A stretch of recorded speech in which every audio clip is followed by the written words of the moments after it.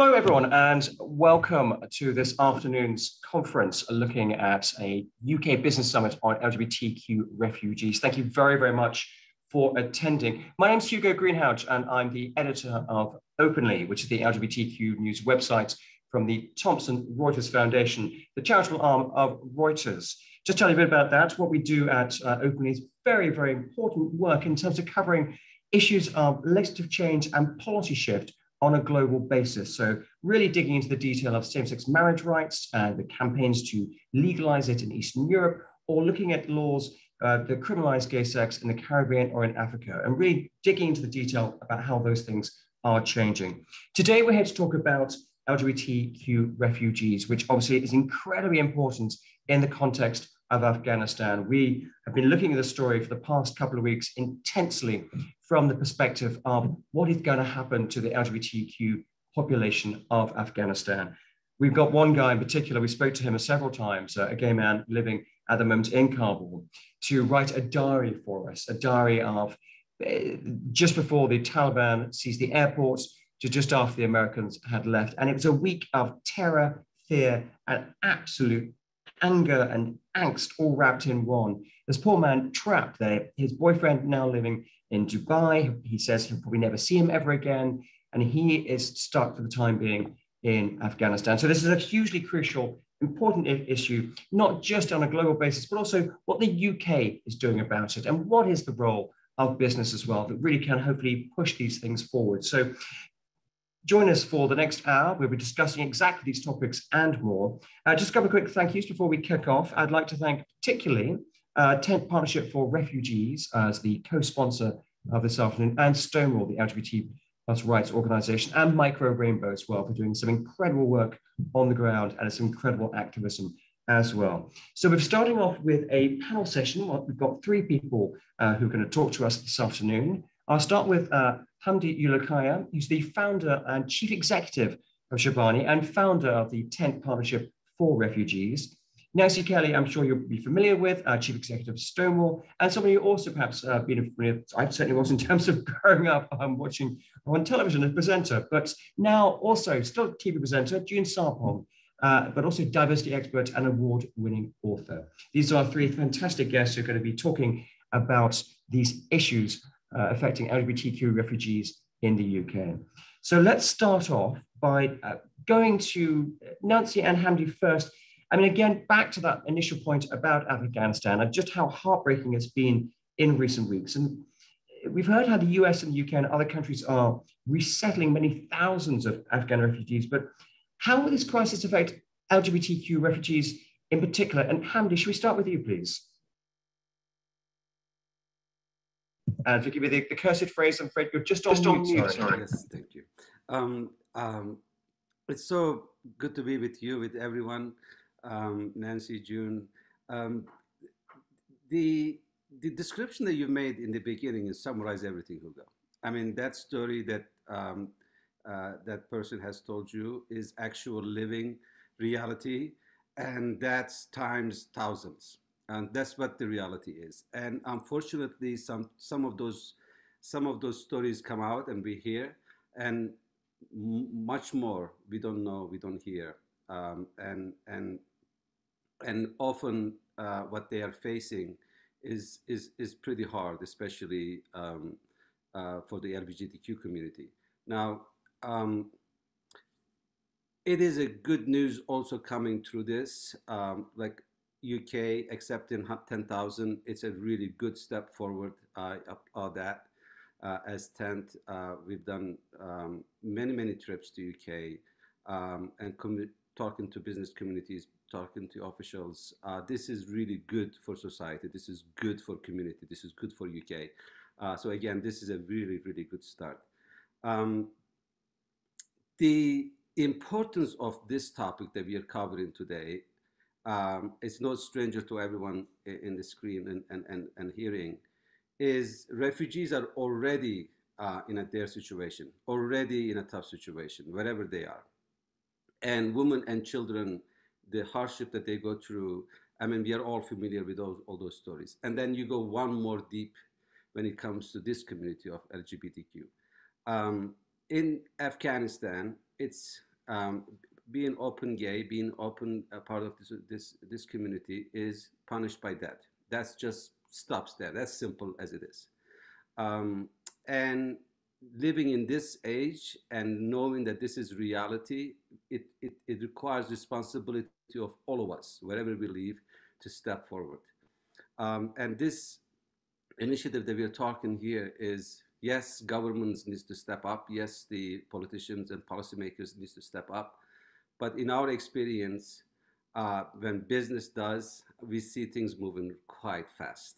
Not only, access to work or safety, but also breaking those, blocks of opinions that we want to, if there's any walls that you want to break, those are the ones that you want to break. And businesses and brands, and in today's session, we have some powerful brands, can move us a lot faster. So I celebrate that a lot. And before I turn to Nancy, I want to say this, is particularly in Afghanistan, particularly on LGBTQ communities, we have no minute to waste. We have to get those people to the safety. We have to use all our political power, make sure that they are safe where they are. This is real. This is life and death. This is torture. And these are brothers and sisters. And these are real stories, like you said, Hugo. So I am so honored to be with you all, and looking forward to sessions. No, thank you for that. And if I just ask you to mute quickly, thank you as well, but just to kill the echo. But Nancy, on to you as well, the same question for you, but also with a couple of kind of caveats, which is, are we doing enough? Is the government doing enough? As Hamdi says, not a minute to waste, basically. So Stonewall's doing work with our partners internationally and here in the UK to try and make sure that LGBTQ plus Afghans can evacuate safely now and over the medium term, and can come to countries like the UK and resettle and rebuild after enormous trauma and can thrive. And everything Hamdi said is true. It was very, very hard being an LGBTQ plus person 4 weeks ago in Afghanistan. It was almost impossible. It's become impossible now. So if we think about the journeys that refugees have to make to safety, it is extraordinarily difficult for our siblings in Afghanistan. We're directly in touch with people who daren't leave their house because they're so fearful that their own family or their community will denounce them to the Taliban. And we know that shocking stories are already coming through about the abuse and the bribery and even the killings that our siblings are experiencing. So that urgency is very real, but also the commitment over the long term, and the need to remember that in Afghanistan, as well as in many countries around the world, we have many LGBTQ plus siblings who are deeply unsafe. And for all of us as people that care, and as organizations and businesses that have a desire to make change, we need to step up and we need to commit over the long term. We don't need to turn our eyes somewhere else in another month's time when the news cycle's moved on. In terms of government, we've been really pleased that the UK has stepped forward and committed to prioritising LGBTQ plus Afghans. It's one of the things that Stonewall's been campaigning for with our partners Rainbow Migration. But we need many more countries and governments to do that.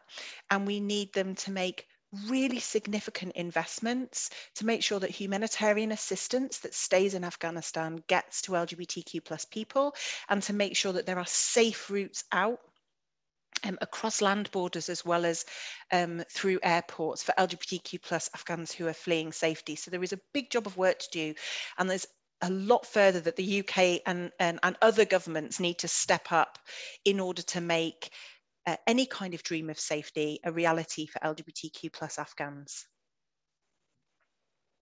And June, I'll come to you in a second, but I just want to bring Hamdi back again to just talk about a bit about the initiative that you're launching today, because I think it directly takes the subject that we're talking about at the moment. So tell us a bit about that and how it will work in practice. Thanks.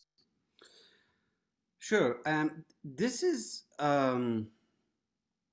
I think this is first time we did it during the pandemic in US, and we were so pleased the forthcoming of the companies and brands and the CEOs in a very high level. Pleasantly surprised, I should say. We've been doing this for a long time, and we have faced some obstacles along the way and changing minds and bring people up, companies to come forward.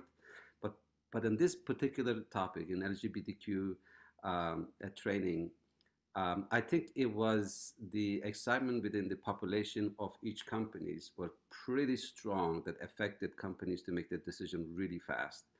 And I give all credits to my team, especially Aaron, coming up with this idea, which is extremely creative.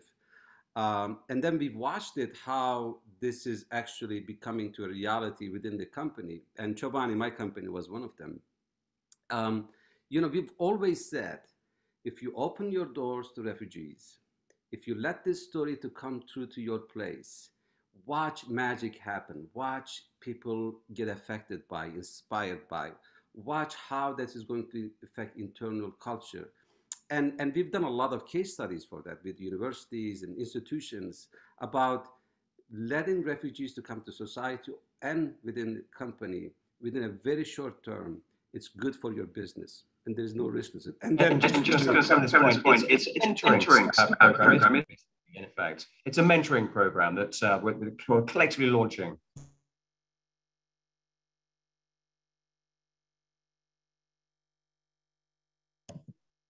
How do you think? Yeah, sorry, I think you're on mute.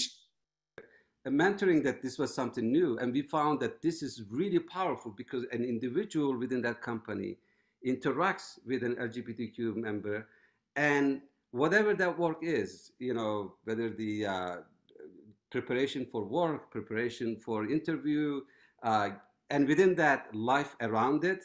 So there is this connections gets built, and then those mentors also have friends or colleagues that come along with it, and it becomes a community in society. I bet most of the time the companies mentoring refugee, LGBTQ refugee, end up being in that company because there's so much social bond is been created.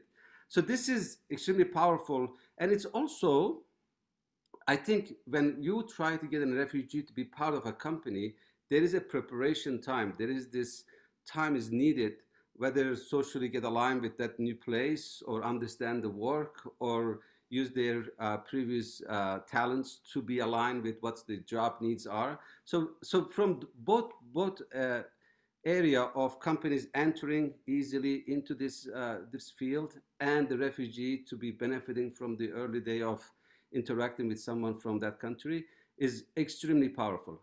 I get emails all the time on this one from our Chobani mentors. That makes your job a lot easier, hearing those things.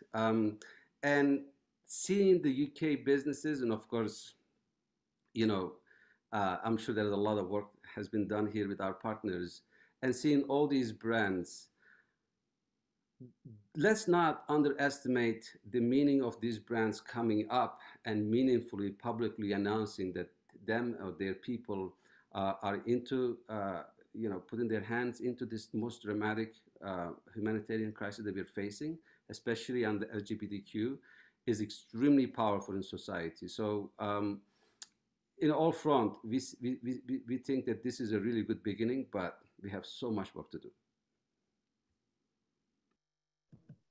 Thank you very much for that. So much more work to do. I think that's probably going to be something we're going to have to come back to and trying to find a more practical solution. But the mentorship thing, I think, is fascinating, and certainly kind of, June, if I can draw you into this point. I mean, you, I think, have done a lot of work in terms of mentorship, particularly in terms of women in the workplace. So, how do you think this program is going to work in terms of impacting LGBTQ refugees? Well, I think it really speaks to what both Hamdi and Nancy have said in terms of acknowledging the additional trauma that people from LGBT communities face in many countries where persecution, sadly, is the norm. And I think that having a program like this in the workplace really builds empathy, but also ensures that this diverse talent truly can be made to feel that they belong, because you're dealing with so many different elements of trauma. You're dealing with the trauma of being displaced, and then you're also dealing with the trauma of somehow trying to fit into a new nation. Perhaps the language is not one that you speak or speak with proficiency anyway. And then you're entering a work environment which is going to be completely different to what you've been used to in your home country.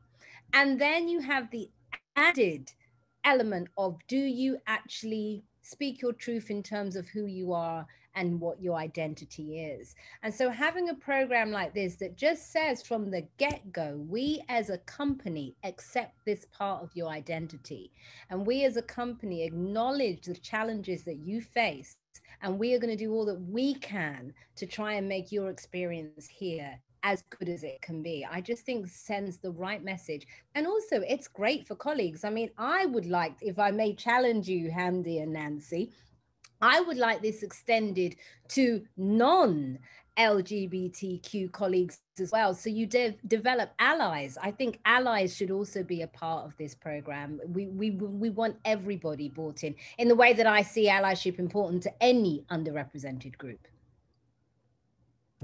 I think that's a very fair point, particularly in terms of, not just allies, but the support that people get. And you're right, that there's kind of layers that you have to kind of come out, basically, in terms of, to be your authentic self at work. It's terrifying. I mean, Nancy, we've been writing a lot about this new business champion in the UK at the moment. And certainly looking at some of the statistics that Stonewall's come out with, more than 35%, I think, of people not comfortable to be out at work. So just why is workplace inclusion so important for LGBTQ refugees in particular? So to pick up on some of the things that June was pointing to, actually. So if you're an LGBT person like me, and you're living in the country that you were born and raised in, and you understand it intimately, and you understand the kind of workplace culture intimately, it's still the case, as you were pointing out, Hugo, that around a third of us don't feel quite safe coming out, so worried we're going to get discriminated against. And that's with all of those incredible advantages.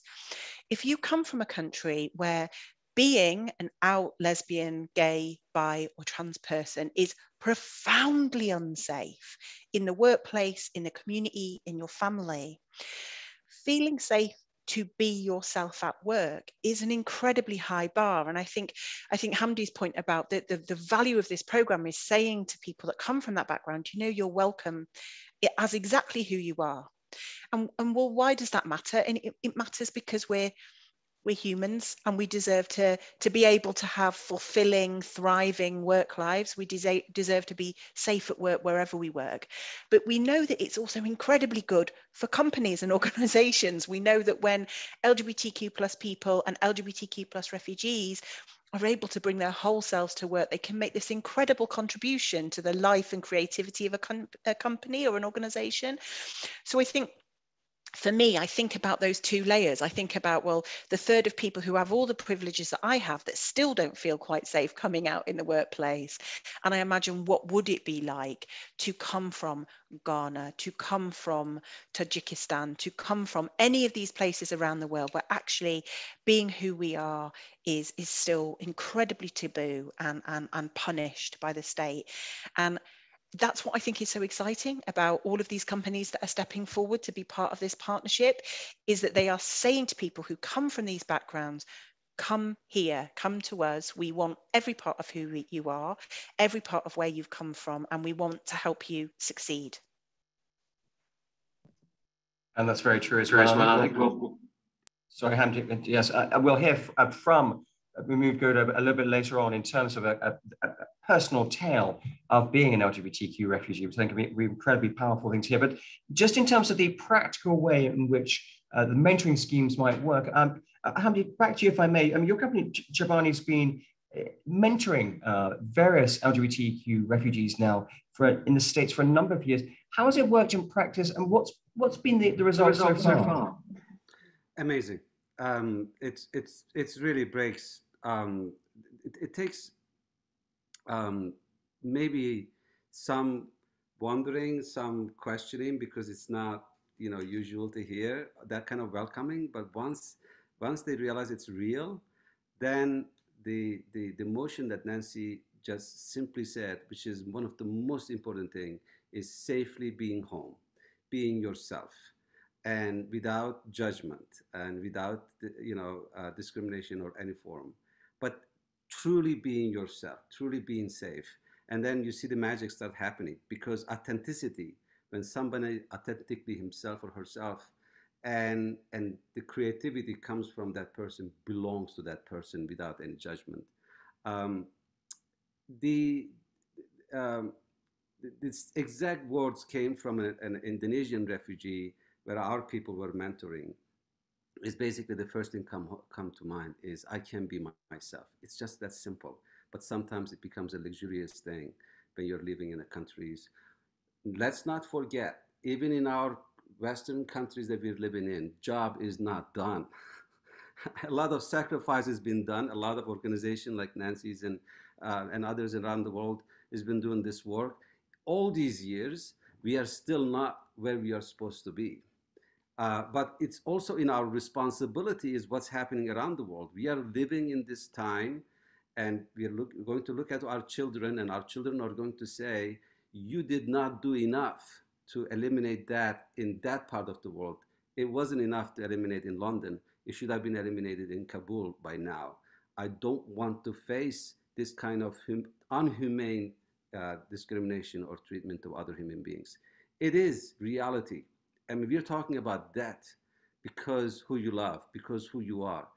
It is just mind-blowing, isn't it? But it's real. And then there's the other part. And then the person sees that reality and comes to a place and where you see a company opens its arm and one of the colleagues can say, welcome. And doesn't make a big deal out of it. Let's talk business. Let's see how we make yogurt, or let's see how we do this. Let's see how we do that. Talk about life, children, soccer, going to a picnic, trying to understand the culture or trying to share what the culture is in that place. This is human interaction. And then magic starts happening. These are the stories you're hearing. Every policy that company is making, it ends up becoming a real stories between human beings, especially on the topics like this. And people tells me, why makes some companies are extremely special, some companies are not? Why some companies have this amazing culture and some companies like a stone? These all human connections, interactions, and these leaders of these companies making this decision, trusting their people are going to come forward. And these interactions are going to make some stories, and those are the ones who's going to make those cultures extremely strong. And some of those realities that happens in these companies is going to affect people way outside of where we are in a country that we're living. These are the effects that we have. And no act is small, in my opinion. No act is small. And we cannot stay quiet. We cannot stay quiet. And this is, I applaud the companies that are coming forward, but at the same time, the companies are not coming forward. I think the people who are going to join to those companies are going to say, I don't want to. Or people who are going to purchase their products, they're going to say, I don't want to. Because there's another company who's coming forward and I'm going to be buying or using their service, or I'm going to join to that company because they are being part of creating the world that I want to live in going forward, not only here in London or in New York, but globally. This is the responsibility of the companies and businesses. And frankly, we all are, as a human around the world, is demanding it, is saying that sole purpose of the company is not just make money for the shareholders, but to make the world a better place for all stakeholders. And a refugee person in Kabul is our stakeholder, and we have to step forward. And that's why looking at these brands and looking at these organizations coming together for those brothers and sisters is extremely, extremely positive effect, a positive step forward. We are late and we have to speed up. But I know I've seen once business gets in, things start getting really fixed pretty fast. No, exactly. And I think we just need to move on now as well. But just turning, Nancy, to really to that effect, why do we need this program in the UK, do you think? Well, we know that kind of one of the biggest challenges for all refugees actually is to be able to find good quality work that matches their skills, work that matches their ambitions, that helps them rebuild. And that's even more challenging for LGBTQ refugees here in the UK. Our communities are often forgotten about in the resettlement process. People don't very often think about the unique stories and experiences and needs of the community. And so for many, not all, but for many LGBTQ refugees, they'll never have worked in a country where it's okay to be out. certainly where it's okay, never have been in a country where it's okay to be out and proud at work. And so being able to kind of get that context, to understand the social and workplace context from colleagues is really an invaluable process. And being able to learn from peers in the way, I really loved how Hamidi said, you know, I can be myself and the company says, welcome, you know, the mentors are able to support people to understand the UK job market, which is really different from where they're coming from. Be able to help them understand how you get to an interview, what you do in an interview, but also help them build professional networks and help them feel more empowered to kind of move on in their careers. And there is just really very little that is like this in the UK at the minute. Fantastic organisations like Micro Rainbow do work with LGBTQ refugees and employment, but having all of these major companies come to the table with the expertise of Micro Rainbow and Tent and Stonewall coming together creates a kind of step change really in the UK's ability to support LGBTQ refugees to kind of find their place in the workplace. I think it's incredibly timely and an incredibly exciting programme.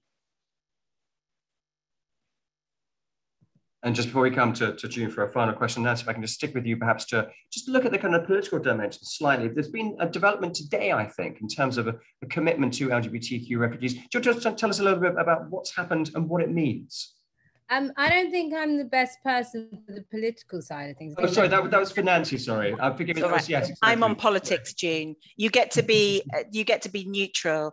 So what's happened is that the UK government has committed to prioritise LGBTQ Afghans as part of their resettlement programme for Afghan people displaced because of the crisis, and that's something that Stonewall's been campaigning for. So it's a good day for LGBTQ refugees from Afghanistan. It's also a good day for Stonewall and our partners, Rainbow Migration, because we helped make a good thing happen.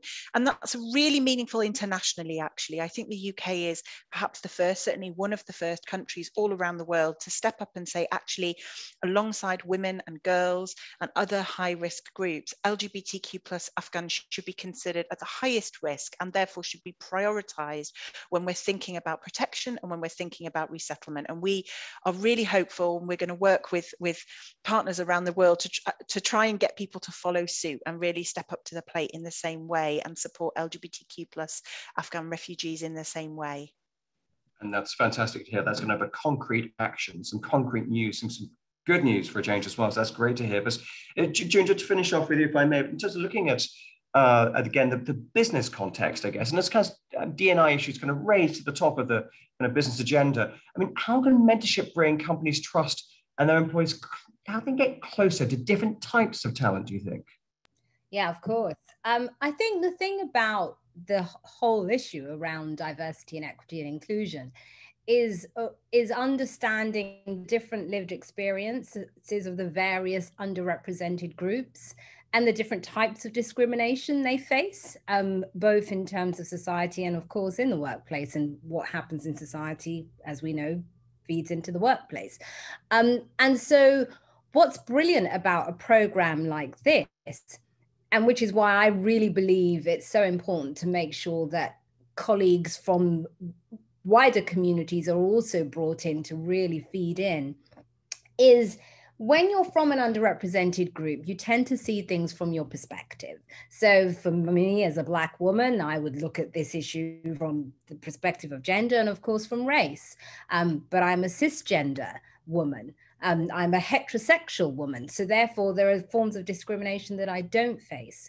And I think that what's brilliant about a program like this is it gives colleagues a wider understanding of how deep this stuff goes, but also an appreciation of the progress that has been made, because I'm sure, back to Nancy's earlier point, for LGBT plus community and colleagues within the workforce who are British, they understand discrimination, but my God, when they sit with a colleague from Afghanistan, from another part of the world, even Ghana, where my family are from, and they sit and they understand the added discrimination that they are facing, the kinds of discrimination that perhaps was more commonplace here in the UK 50, 100 years ago, you have an appreciation for the progress that has been made here too. And of course, there's still a long way to go. But I think that this understanding is so important in terms of building trust among colleagues, but also in helping the company itself become as inclusive as it wants to be, because now you're really doing the granular work, which is allowing people to truly speak their truth, but also providing a place where they are going to progress and not be held back because of that truth. Granular work to let people really truly speak their truth. I think that's really kind of nailed it. So June, thank you very much for that. And just also thank you to all our panelists today. It's a fascinating conversation about what we're going to do for LGBTQ refugees, but also to look more in detail at the practical steps of the mentorship program. So Hamdi Ulukaya, thank you very much. Nancy Kelly, thank you again. And June Sarpong, thank you also. It's been a fantastic afternoon, so thank you very much for that. Don't go away though, we're just going to move on for the next part of this afternoon session. And I'm just going to bring in, if I may, Mood Goba, who's someone I met a number of years ago and have had a huge amount of time and respect for at Micro Rainbow. And thank you very much, Mood, for joining us. I've got a brief introduction from here, which I'm just going to look through. Obviously, you came to the UK, I think now 17 years ago. Many different kind of organizations you've worked for, particularly Micro Rainbow, which is one of the leading organizations in the UK, supporting LGBTI migrants, and is a partner on this initiative, this mentorship initiative. And you lead the organization's self-housing work, providing direct housing support to homeless LGBTI asylum seekers, but also you're also one of the founding members of UK Black Pride, the current chair of their board of trustees, and also named recently by The Independent. I hate mentioning a rival news organization, but I shout, it's rather a good one, as one of the 100 most influential LGBTI people in the UK. So Mood, thank you very much for joining us this afternoon. So perhaps just to start off with a kind of a broad question, could you share a little bit about your own experience of coming to the UK and of being an LGBTI refugee yourself? Sure. Thank you, Hugo, for having me. And thank you so much to the previous panelists. I'm really, really excited to be here, and I'm really excited about this massive project. In terms of myself coming to the UK, I'm from Zimbabwe. And as you probably know, Zimbabwe still criminalizes same-sex activities and relationships, and LGBTQI people still face persecution, arbitrary arrest, harassment from state actors.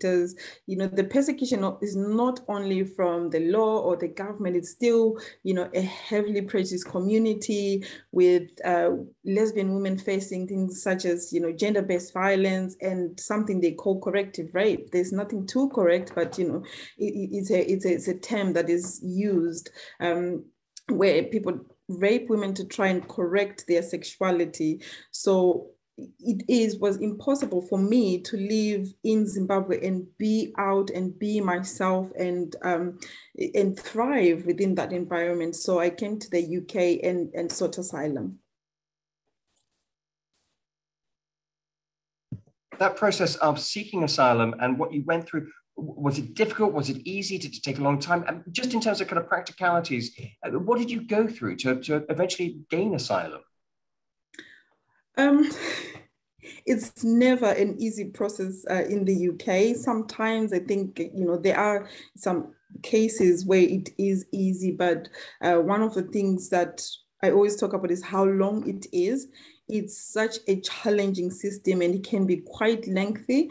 My process took nearly 3 years.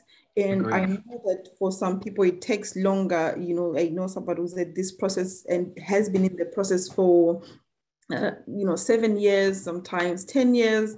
So it is quite a lengthy and challenging process that can be traumatizing and, you know, constantly re-traumatizing against the background of living in poverty. In the UK, people get something like now raised to nearly £40 because of COVID, but before it was £37 a week that refugees have to survive on. So it was a difficult process. I was just going to ask about those additional challenges. Obviously, finances, money is going to be part of that. But what other challenges did you face in terms of kind of when you first got here and going through that 3-year process? In terms of additional challenges, there's still, finding accommodation, finding a job, something that I think we are here to talk about mainly. Just think, for example, with the new Afghan refugees that are coming, if you are an LGBTI person and if you haven't come through the program that Nancy spoke about, you've come with your family, it is quite difficult for you to leave that, to start again. You don't have UK work experience, you don't understand the labor market, it's really tough to get a job. You want to engage professionally, perhaps with what qualifications you might have had back home or what profession you had back home, something you're qualified for. There might be, for some, language barriers, or even if you don't have language barrier where you come from, predominantly English speaking country, it's still really difficult. And especially if you've been in the process for so many years and you are not allowed to work in the UK when you claim asylum. So you will have gaps within your CV of, how do you explain not having worked for 3 years? You have gone through this really grueling asylum system, you will lose your confidence. There will be gaps on your CV. The process is dehumanizing. Your self-esteem is at an all-time low. So how then do you start to feel confident enough to engage professionally or to find networks or to move on really, or to integrate within your community? So it is quite a difficult process with so many challenges. Incredibly difficult process, I can imagine. But just looking at that, I mean, would this sort of mentoring scheme have been of use to you at that point? And will it be of use to others in your same situation as you were a few years ago? Oh, it would have been something that I would have needed. It would have been really great to have. I think in a roundabout way, I was able to get that kind of mentoring support from the companies that I worked with recently. It's Micro Rainbow. But at that time, I remember not knowing where to start, trying to find a job, sending a CV everywhere, and really sometimes getting confused if I could write my work experience from Zimbabwe on my CV. Would it be valued? Would it be, looked on? So it came to a point where I just kind of left the profession that I wanted to get into and looked at non-skilled jobs just to ensure that I started working, and really started considering going back to university for further education, thinking that perhaps I could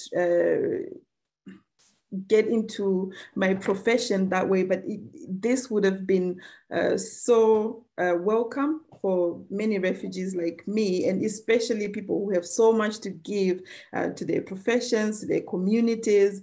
It would have been so amazing.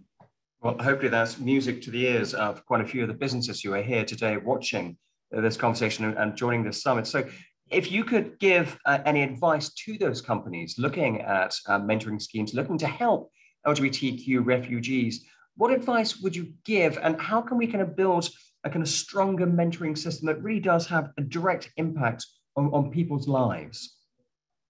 Yeah, firstly, I think I really appreciate this mentoring scheme, and can see, maybe from my experiences and from working with refugees for so many years, can see what a positive impact it will make in terms of the development and integration of refugees. But my advice to mentors is, maybe I'll borrow from Hamdi, what he said: we cannot undervalue the importance of human connection and interaction. In my case, I had my colleagues, my directors, Jill Power, and our CEO, Sebastian Roca, who really invested a lot of time in my professional development. I felt that they really saw me as a person, And at times when I felt really not confident, when I had such low self-esteem, they really listened to my stories. They sort of teased out what I liked, what did I do before, what did I do in Zimbabwe. They wanted to know me as a person, and through that we were able to really start on working on my professional development, and my confidence started to grow. And of course, it was, getting into these professional environments. I remember sometimes I would kind of try and avoid even going to meetings with Sebastian, but he used to make it a habit to take me with him. He said, you don't have to say anything, but just come along. So I could get to have a feel of being in these different environments that I no longer recognized or felt confident being in. So that human interaction and connection is really important. But the other important thing is to value refugees, to value their experience, to listen to them, and to support them in opening doors, understand where they need to learn, where they need to grow, where they need to adapt. Refugees are really hardworking, they're really resilient as a people, and it's just a relationship that will benefit everyone. Well, thank you very much as ever. Great to see you again, and a very powerful story there. And I think also a powerful message for people kind of watching today as well is just treat refugees as humans, treat them as your equals, listen to them. I think there's kind of three kind of key things there for hopefully a lot of kind of businesses lining up to join this mentoring scheme. But in the meantime, I'll go with our microfinance. Thank you, Michael Raber, rather. Thank you very much for joining us. It's great stuff. Thank you for that. Thank you very much. I'm really excited to have been given this platform. Thank you again. And do stay with us. We're just going to move on now to Noni Rossini, who's going to, from the Tent Partnership, who's going to be talking about, or reading out the names rather, of those businesses which have already signed up to the mentorship scheme. So Noni, over to you. Thank you very much. Thank you so much, Hugo, and thank you, Maude, for talking so beautifully about the challenges that LGBTQ refugees face, particularly when it comes to economic integration. I have the immense honor of introducing the 19 companies in the UK that are stepping up to help LGBTQ refugees integrate in their new communities. So each of these companies has committed to mentor at least 50 LGBTQ refugees over the next 3 years. And they will do this via their employee resource groups and involve LGBTQ employees and their allies in this mentorship initiative. So as you've heard, LGBTQ refugees are among the most vulnerable in the refugee community. So this initiative really matches up mentors at companies with LGBTQ refugee mentees to provide practical advice on things like CV writing, how to do interviews, how to build your professional network in the UK, to really help refugees advance in their careers, and in many occasions really restart their careers. These efforts will primarily focus on LGBTQ refugees in the UK, although some companies will be splitting their efforts across the UK, North America, and Germany. So without further ado, I'm really thrilled to introduce you to the companies making commitments today. So Bain will provide mentorship in London, as well as San Francisco and New York City, and it will do so through its LGBTQ employee resource group, Be Glad. Biogen will provide mentorship in London, Boston, and Raleigh. Biogen will do this through its LGBTQ employee resource group, Reach Out. City will provide mentorship in London and Belfast, as well as Toronto. And it will do this through its employee resource group, City Pride. Sorry, City Pride Network London, City Pride Network Belfast, and City Pride Network Canada. Coca-Cola, together with Costa Coffee and Innocent, will provide mentorship in London, and they will do this through their LGBTQ employee resource groups, LGBTQ plus inclusion network, Shine, and Proud Bunch.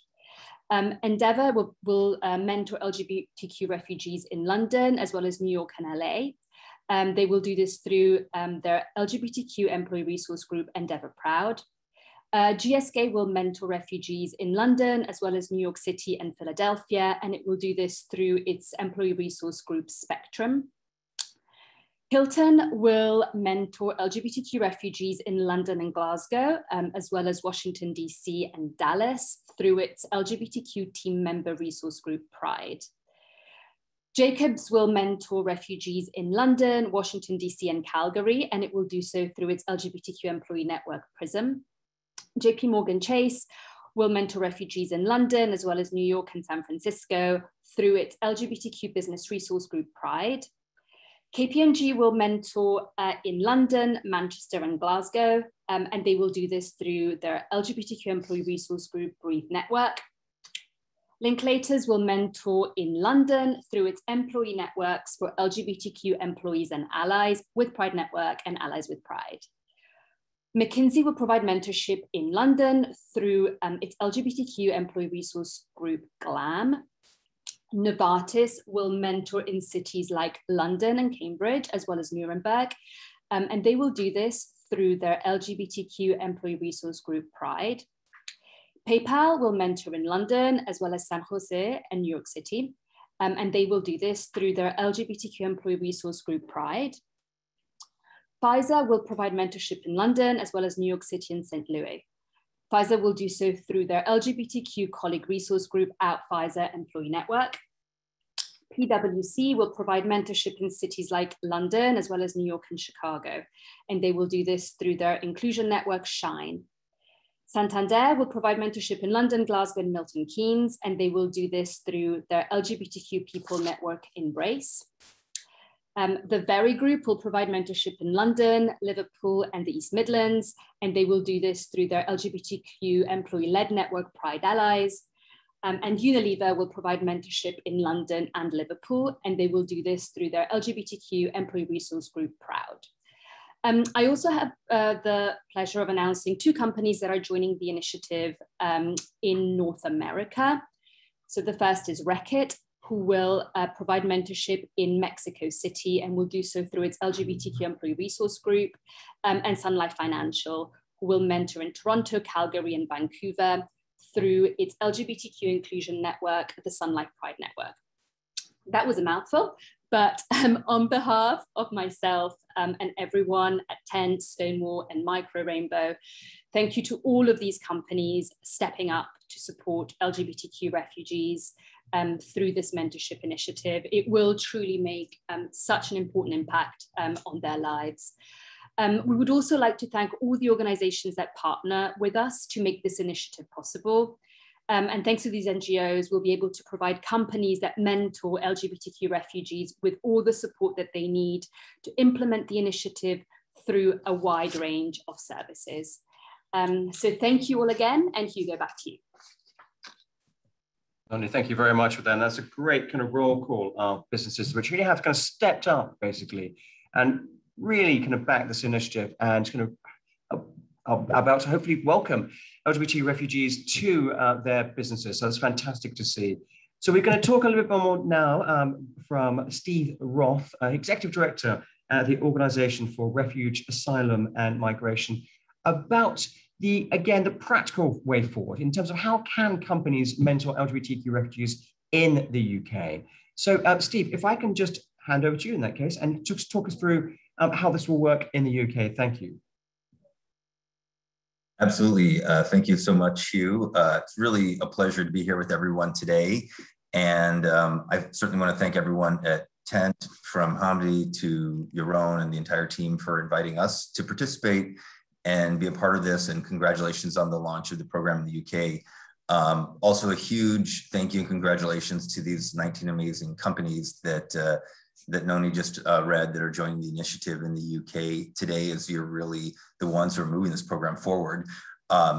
As you said, I am the Executive Director of ORAM. We're the Organization for Refuge, Asylum and Migration, and we're the oldest international NGO that's dedicated exclusively to the safety and empowerment of LGBTQ refugees globally.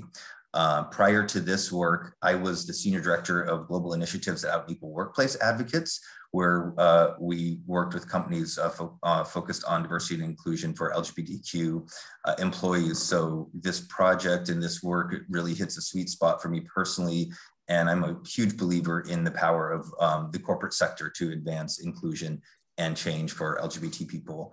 So it's really my pleasure to be the one here today to introduce the Corporate Mentorship Guide for LGBTQ refugees in the UK on behalf of ORAM, Tent, Stonewall, and Micro Rainbow.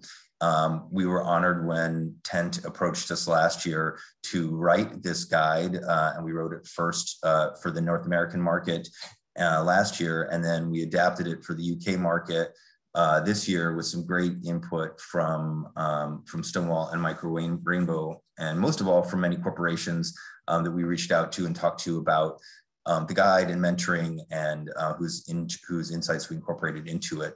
So the fundamental goal of this was really to provide you, the companies and ERGs, with guidance on how to establish and implement professional mentorship programs for LGBTQ refugees and asylum seekers at your workplaces.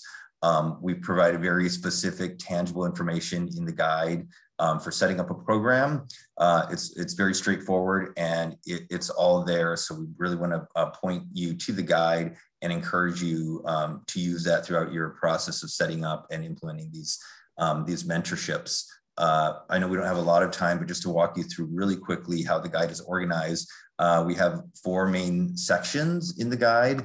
One is, first is a pre-read section. You've heard quite a bit of discussion on the challenges that LGBTQ refugees face, both adapting to their new environments and in the workplace. And so this pre-read section provides additional information for employees that are going to be part of the mentoring program. We have a specific section for the mentorship coordinators. We believe that every company should and presumably will have someone or a couple of people that are coordinating the program. So we have a special section and instructions for them in the guide. And then we have a guide for the mentors themselves. That's really the bulk of the document.